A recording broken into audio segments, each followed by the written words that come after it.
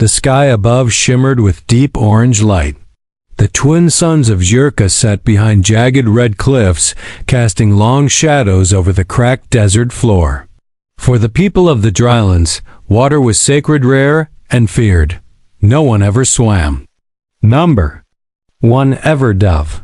It was a strange, deadly thing. Zaraxa stood at the edge of the canyon ridge, her long cloak fluttering in the dry wind. She had never left her desert city before. Now, everything had changed. The war had come suddenly. 3 days ago, strange machines had rained from the sky, metal pods, glowing with blue light, crashing into the sand. Creatures stepped out of them. Not beasts, not desert raiders, but tall, armored invaders with clear helmets and no eyes.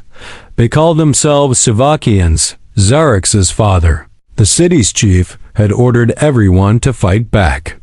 Spears, sand rifles, and heat traps were all they had. The Savakians had something worse: light weapons that melted stone and machines that floated like silent birds. Her people were losing, and then came the humans. She didn't even know what a human was. No one did. They came from another world far beyond the stars. A team of them, maybe 7 or 8, dropped into the war zone from the sky like comets. People whispered that they weren't part of the war, just explorers or wanderers. But one of them saved Zarax's life. His name was Jace. Zaraxa had fallen into a rock crevice while escaping a Savakian drone. She had been bleeding, barely able to move. Then she saw him, this strange creature with tan skin, short black hair, and odd round eyes. He didn't speak her language, but his actions did. He pulled her out, wrapped her wounds, and smiled like he wasn't afraid. She had never seen anyone smile during war.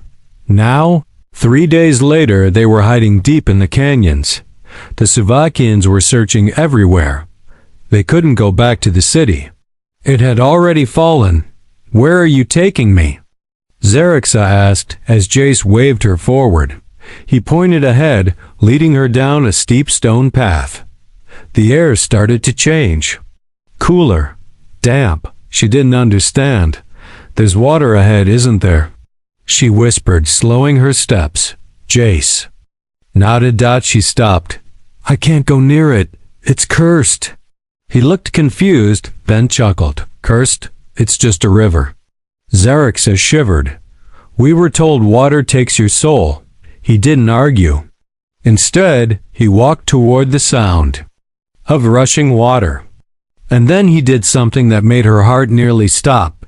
Jace removed his jacket and boots, stepped onto a rock ledge, and jumped. Zaraxa gasped and ran forward. The sound of a splash echoed through the narrow canyon. She dropped to her knees and stared down in horror. The river was wide and glowing faint blue from crystals beneath it. She had never seen anything like it. And inside, she saw him, Jace, swimming like a wild creature. Her eyes widened. He wasn't dying. He was smiling under the surface, floating, twisting, diving deep. He moved like water belonged to him. "What kind of being is this?" she whispered. Jace rose from the water, slick hair dripping, eyes full of excitement. "Come on in," he shouted in broken alien tongue, laughing. Zaraxa didn't move. Her hands trembled. This human, this creature from another world, was doing the unthinkable. Back home, elders said only gods could survive the river caves of legend. But this man, this human, made it look like child's play. Suddenly, a high-pitched sound cut through the moment. A Savakian scout drone hovered into the canyon. Jace's smile vanished. He waved her down. The drone spun its scanner toward them. Lights blinked red. Zaraxa panicked. "They found us." But Jace raised one finger to his lips, then ducked into the water. Before she could shout, he vanished beneath the surface.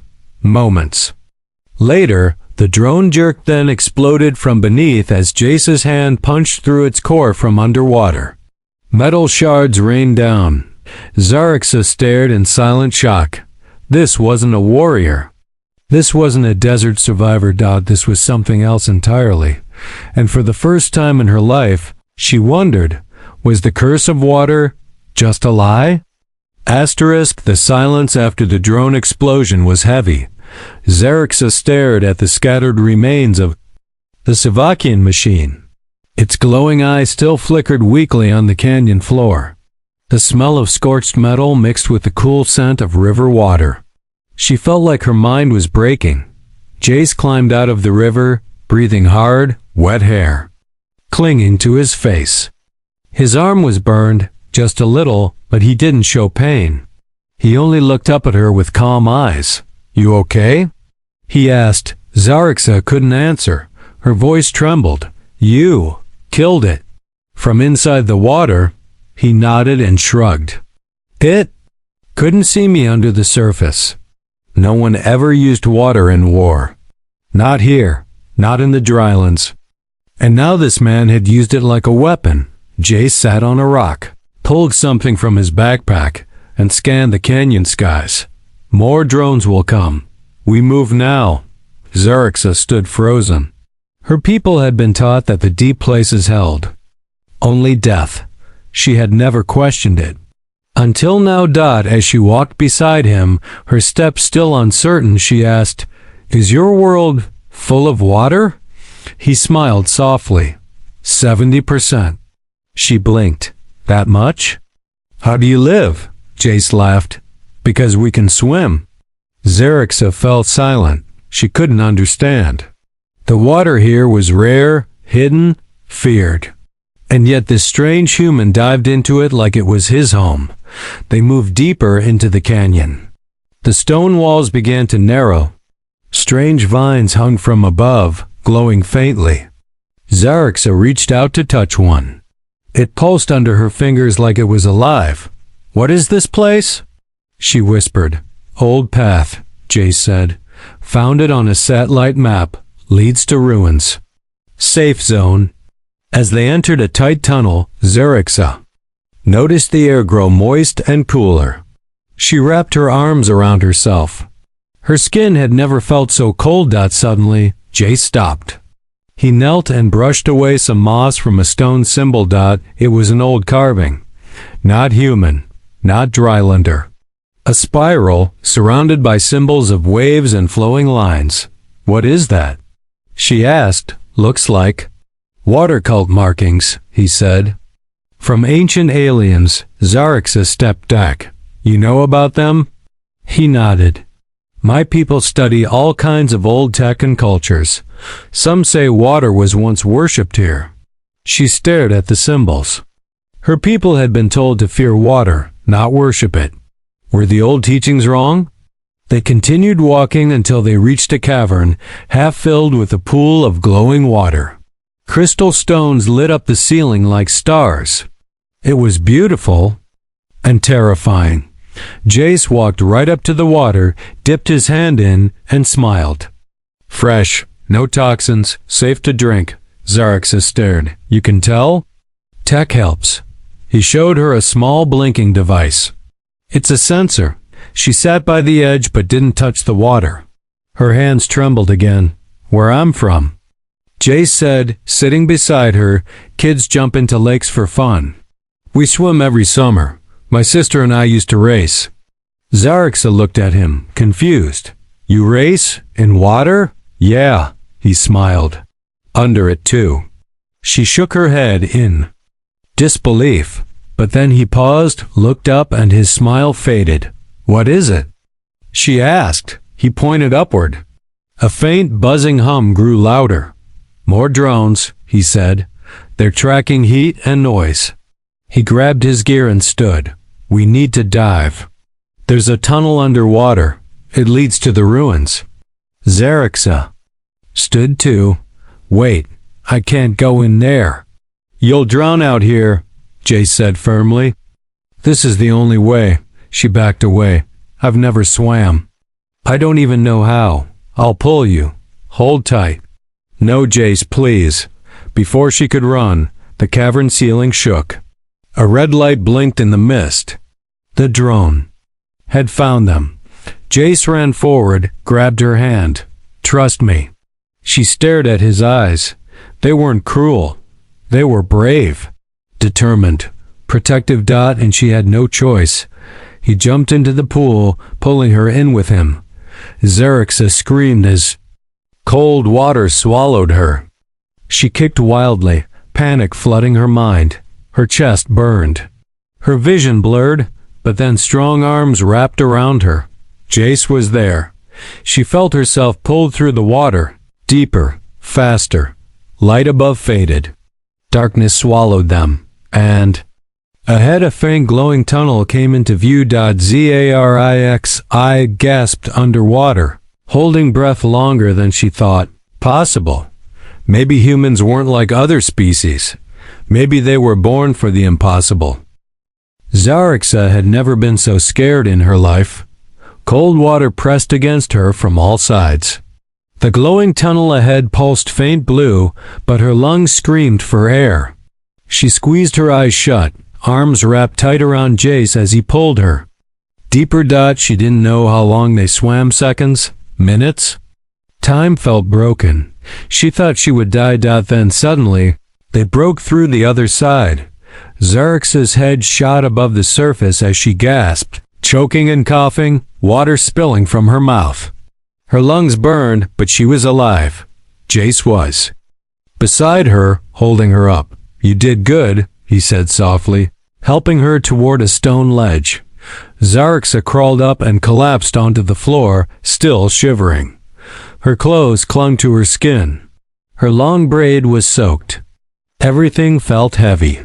She rolled onto her back and looked up. They were inside an ancient dome chamber.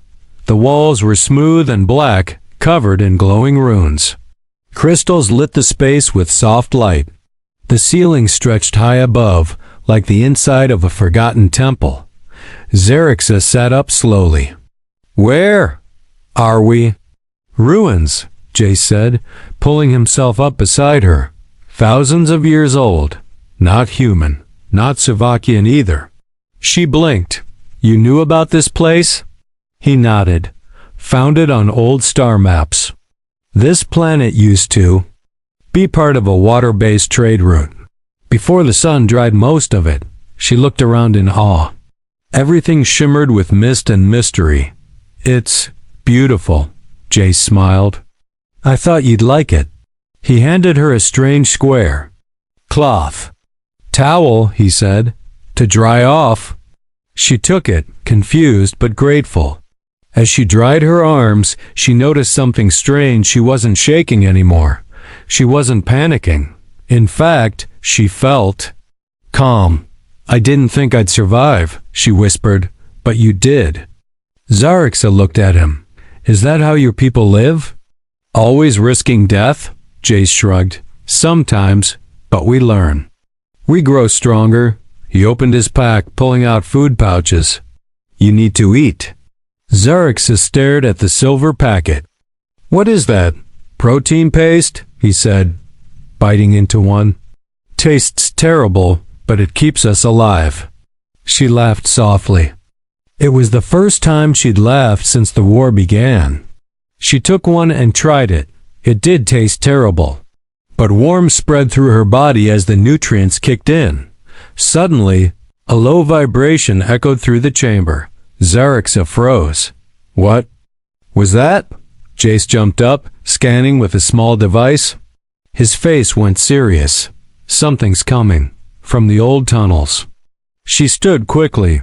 "More Savakian?" He shook his head. "No, something older." Before she could ask more, a section of the wall slid open with a loud hiss.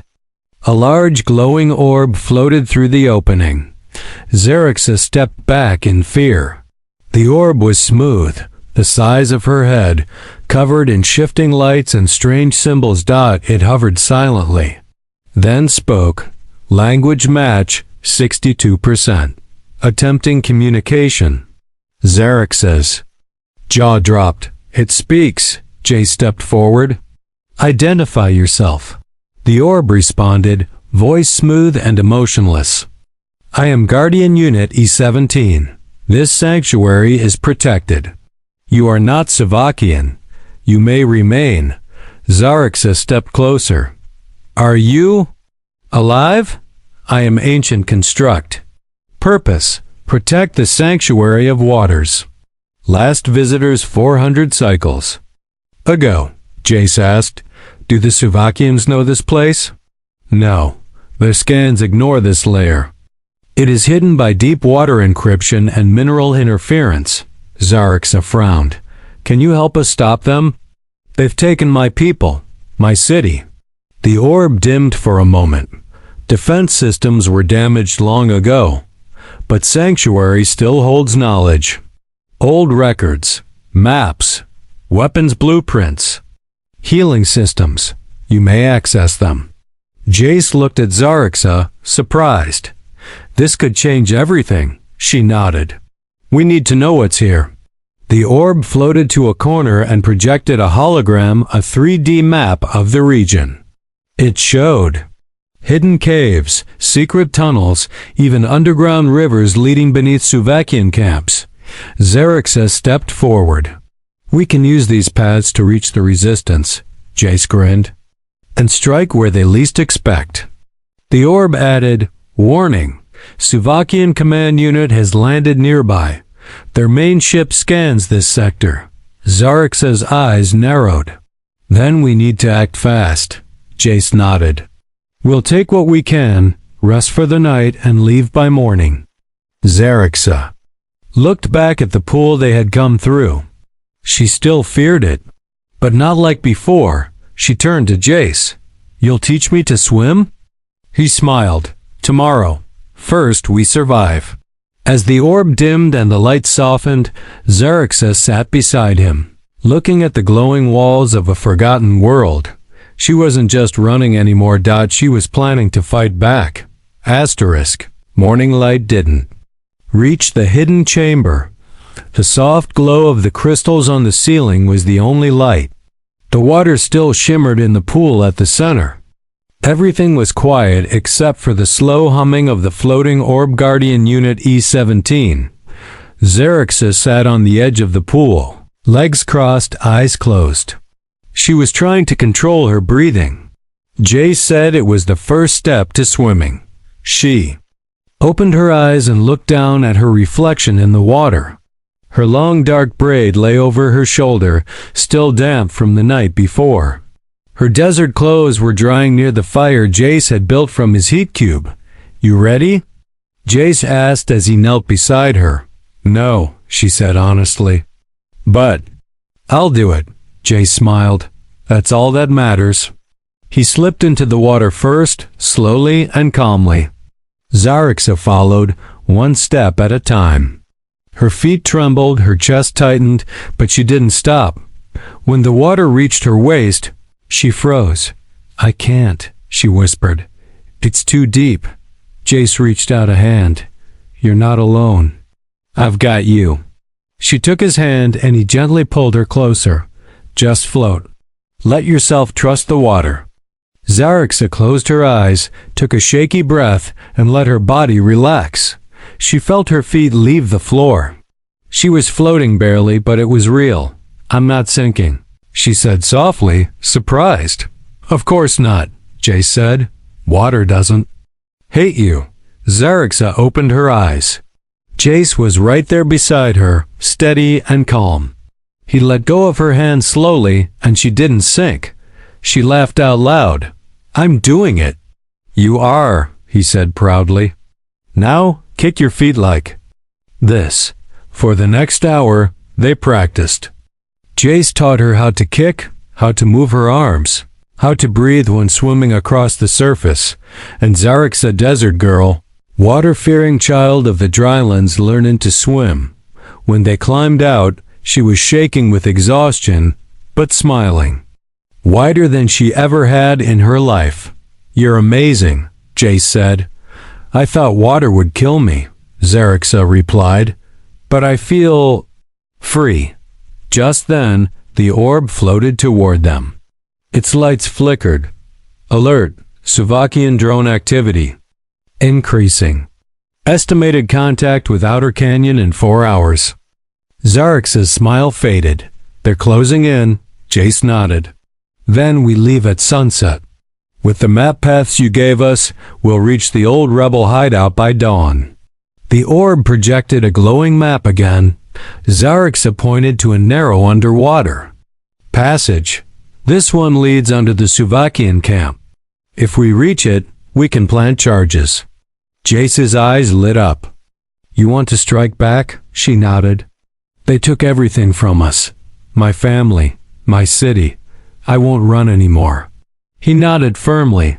Then let's hit them where it hurts. They spent the rest of the day packing supplies from the sanctuary. Jace downloaded blueprints and data from the Guardian Orb.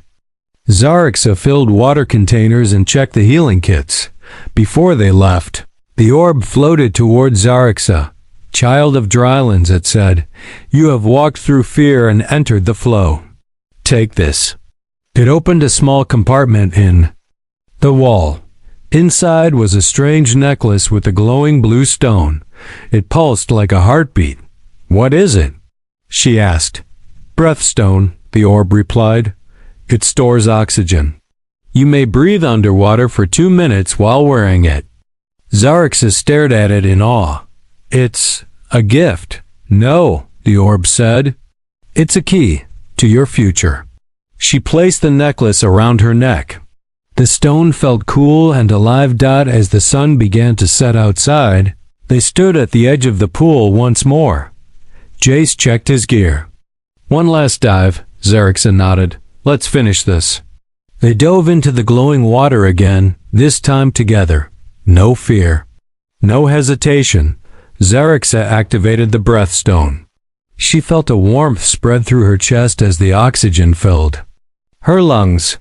She followed Jace through the underwater tunnels, moving faster now. Stronger. Surer.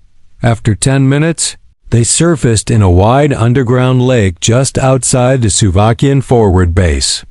Zarix looked up. Above them, through a crack in the rocks, she could see shadows moving enemy soldiers, unaware of the danger below. We go in quiet, Jace whispered. Plant charges on the fuel pods. Then back through the water, Zarix smiled.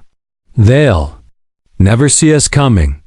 And for the first time in her life, she was the ghost in the water. The underground lake was calmed out above. The enemy walked without fear. They didn't know the danger hiding just beneath the surface. Zarix floated in silence just under the water. Her body was still, but her heart pounded in her chest. The breathstone glowed softly at her neck, keeping her lungs full and her nerves steady. Beside her, Jace gave a silent hand signal. It was time. They moved like shadows through the water, staying close to the rocky edges. They reached a hidden exit just under the Suvakian base. The ceiling above was cracked, weak from years of erosion. A narrow tunnel rose into a dark chamber filled with metal crates and humming power cores. Jace surfaced first, moving with silent steps. Zarix followed close behind. Her feet touched the solid floor, and she crouched, scanning the room. It was empty for now. They moved quickly. Jace pulled out 3 small metal orbs, detonation charges. He placed one near the fuel lines. Zarix planted the second beside a communications relay. The third she would place herself. They reached the central energy cell. It pulsed red and green, alive with unstable fuel. This one's yours, Jace whispered. Zarix nodded, took a deep breath, and placed the final charge gently. Done. They turned back toward the water tunnel, but stopped. Footsteps. To Suvakian. Soldiers entered the chamber, their heavy boots thudding. Their armor shimmered in the dark. One of them stopped, sniffed the air. Zarix ducked behind a crate, holding her breath. Jace hid behind a support beam, ready to strike. But the soldiers... Scanner beeped. Intrusion detected. One said in a harsh digital voice. Zarix's eyes widened. They knew. The second soldier turned toward the water tunnel. Before they could sound an alarm, Jace acted. He sprang forward, silent as a predator, and slammed into the nearest soldier. The two crashed to the floor. Zarixa leapt up and tackled the other. Using a broken pipe she found nearby. The fight was fast and brutal. Zarix's training came from her people desert survival, quick movements, sharp strikes. She used her speed. The Suvakian was stronger, but she was faster. She slammed the pipe into his breathing vent. He wheezed and dropped. Jace knocked out his opponent just as fast. They didn't wait. Charges active, Jace whispered. We have 90 seconds. Zarixa grabbed her pack. Let's vanish. They sprinted to the water, dove in, and swam hard. Behind them, the room lit up in red warning lights. Sirens screamed, and then boom. The explosion shook the cave. Fire and shock waves burst through the tunnel. But they were already deep below. Zarixa felt the blast wave above her as she swam. It pushed her forward. She turned to look. A cloud of fire and smoke spread through the base above. Structures collapsed. Screams echoed. She didn't feel fear. She felt fire in her chest, but this time, it was hers. They reached the exit tunnel and rose to the surface of a quiet stream far from the base. Zarixa coughed, pulled herself to the bank, and lay on the grass. Jace followed, breathing hard, but grinning. We did it, he said. Zarixa smiled through her breathless gasps. We hit them hard. Jace sat beside her.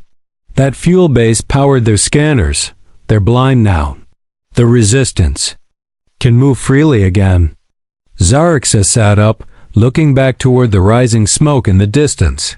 You know, she said, I never thought I'd be part of a fight like this.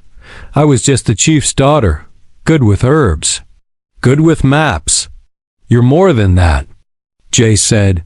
You were brave when no one else was. She looked at him. You trusted me, even when I couldn't swim. You didn't give up, he replied. That's what matters. She looked down at the breathstone. It still glowed faintly, like a heartbeat in her hands. Suddenly a faint buzzing filled the air. Zarixa tensed. More drones? Jace pulled out his scanner. No, something else, something big. The ground shook beneath them. Trees trembled. Birds fled into the sky. Then they saw it, a Suvakian walker unit.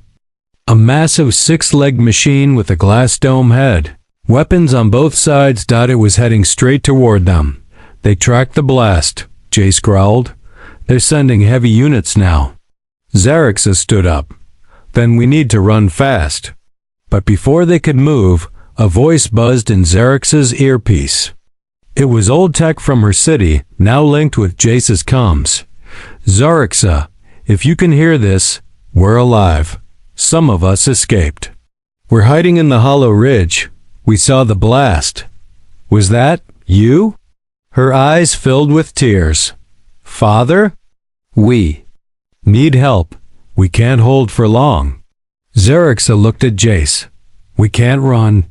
We have to reach them. He nodded. We'll lead the walker away. Draw it into the river valley. It can't move through water fast. She took a deep breath. Let's make them regret stepping on our world. Asterisk, the Suvakian walker moved like a mountain with legs. Its 6 metal limbs slammed into the ground with thunderous weight, leaving craters in the earth. Steam hissed from its vents. Its glass dome scanned the forest, looking for heat signals. Red lights flickered along its armored sides. Zarixa and Jace crouched behind a fallen tree, their hearts pounding. They were soaked, muddy, and bruised, but alive. Jace whispered, We can't outrun that thing. Zarixa looked at the map on her holoband. But we can outsmart it. She pointed to a curve in the nearby river. The water narrows at the valley bend, deep and fast, too dangerous for walkers. Jace grinned. We lead it in, then flood the bank. Trap it, Xerixa nodded. But we'll need bait. Jace raised a brow. Let me guess, you mean us? She smirked. You're fast. I'm faster. Before Jace could argue, the walker stopped moving. Its head turned toward their direction. A sharp click echoed through the trees. It had locked onto them. Now! Xerixa shouted. They jumped up and ran. Through trees, over stones, across mud and roots. The walker let out a metallic roar and charged. Laser blasts scorched the earth behind them. The smell of burned leaves filled the air. Xerixa sprinted ahead, leading the way. Her feet barely touched the ground. She didn't look back, but Jace did. That thing's picking up speed. Xerixa called out, just a little farther. They broke through the last line of trees, and there it was. The river bend. Deep and rushing, the water cut through the valley like a silver snake. Xerixa reached the old dam levers, ancient dryland tech hidden beneath overgrowth. She had studied them as a child, never knowing they'd ever be used. She yanked the first lever. Metal groaned. Water surged. Jace ran to the edge, waving his arms. Come on, you overgrown teapot! He shouted. The walker charged straight toward them. Xerixa grabbed the second lever. Wait! Wait! Jace pulled out a flare from his belt and fired it into the air.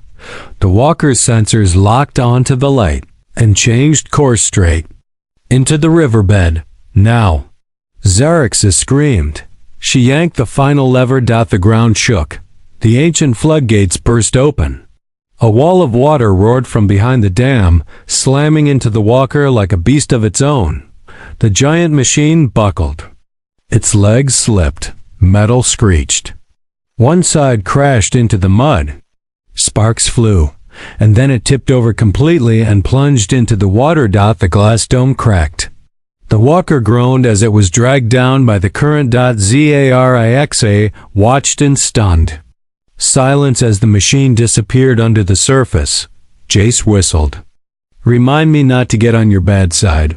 She laughed, but her legs were shaking. It worked. I can't believe it worked. Suddenly, her comlink buzzed again. Her father's voice came through, shaky and weak. Xerixa. Savakians are closing in. We're low on food. Weapons. Jay stepped close. How far is Hollow Ridge? She checked her map. 3 kilometers. Through forest and rock. No water paths. He nodded. Then we go now, before they find us again. They moved fast, cutting through thick brush and broken trails. Xerixa led the way with confidence. She wasn't the same girl from the desert anymore. She was a survivor. A fighter. As they neared the ridge, smoke drifted through the air. The faint sound of gunfire echoed through the cliffs. Jace pulled his blaster. Too close. Xerix's hands tightened into fists. They'll kill my people if we wait. Jace looked at her. You still have that breathstone? She nodded. Double quotes good. Then it's time for something crazy. They reached a high ledge overlooking the hollow. Below, a Savakian patrol surrounded a cave. Her people were trapped inside. The soldiers were setting up heavy weapons. Xerix's heart ached. She saw her father tired, wounded, but standing tall holding a spear and shielding the children. Behind him, Jace turned to her. You distract the patrol from the riverbed entrance. I'll circle around and disable the weapon mount. Xerixa nodded. Let's finish this. She climbed down the cliffside and slipped into the water near the hollow's rear.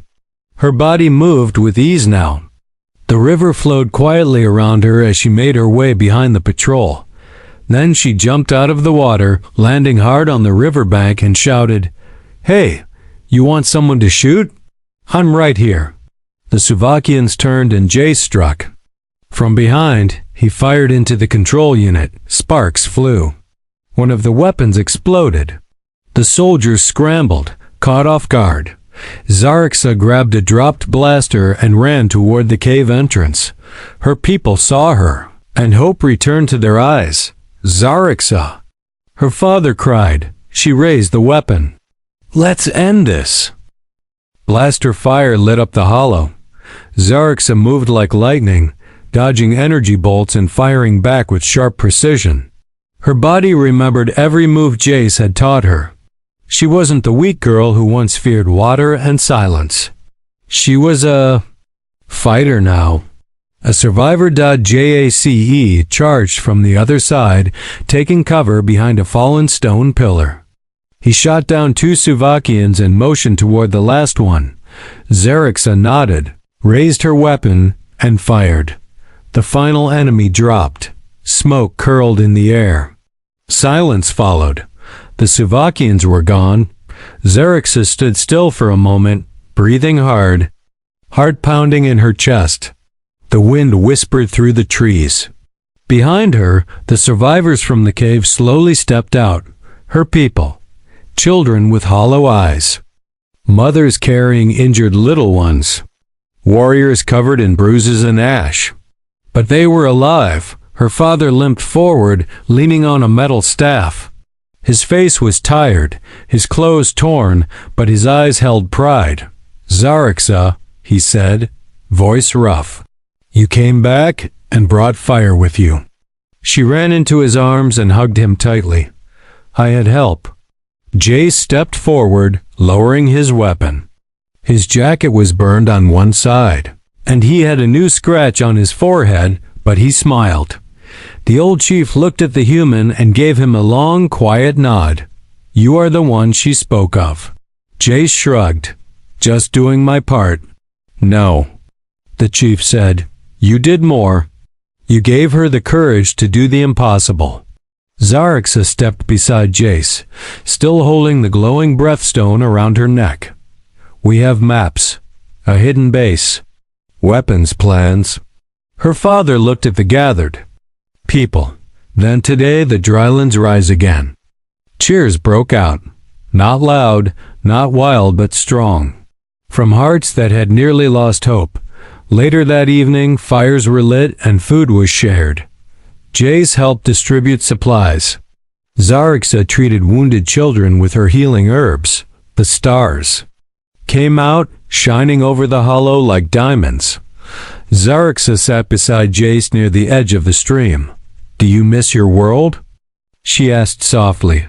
Jace nodded. Every day. But this place has meaning now. You gave it that. She smiled. I thought you were a mad creature when you jumped into that river. And I thought you were going to faint every time water touched. Your feet, he chuckled. They both laughed. Zarixa grew quiet. I used to be afraid of everything.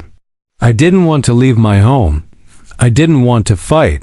But now, you've changed, Jace said. You faced the water, you faced war, and you didn't run. She looked at the flowing stream. I used to think water was death. And now? Now, she said, I know it can carry life and strength. Jace handed her something wrapped in cloth. I've been saving this. She opened it and gasped. A silver bracelet with small wave patterns, crafted by hand. It's from my world, Jace explained. My sister gave it to me before I left Earth, said I should only give it to someone I trust with my life. Zarixa touched it carefully. Are you sure? He nodded. You saved me more than once. You swam with me through fire and war. She put it on, eyes bright. Then I will wear it proudly. Suddenly, a loud sound echoed in the distance, whom followed by more faint blasts. Zarixa and Jace stood quickly. Scouts ran in from the forest. The Suvakians are falling back, one of them shouted. Something hit their main ship from orbit. Jace's eyes widened. Could be human alliance. I sent out a distress signal from the sanctuary. Didn't think it would actually get through. Zarixa laughed. Your people know how to make an entrance, he grinned. So do yours. The next morning, a small human drop pod landed near the hollow. The soldiers wore sleek armor and blue insignias.